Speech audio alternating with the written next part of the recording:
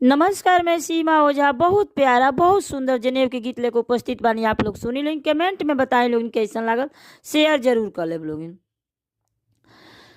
जाहि दिन बरुआ के जन्म भयो, ताहि दिन धरती आनंदी गईली है।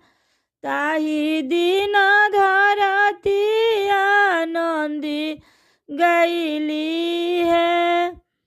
धरती आनंदी गईली काही गुने, हम ददिए पूजा इबी है।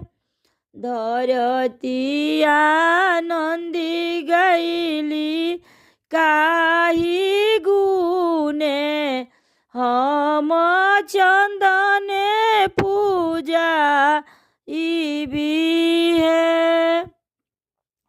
जाहि दिन बरुआ के जन्म भयो, ताहि दिन बाबाजी आनंदी गईनी है। ताहि दिन बाबाजी आनंदी गईनी है।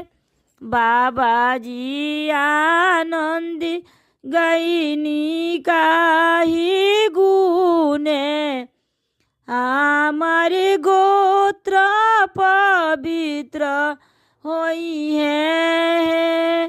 बाबाजी आनंदी गईनी काही गुने, हमार बेदिया पवित्र होई है। जाहि दिन बरुआ के जन्म भयो, ताहि दिन पापाजी आनंदी गईनी है।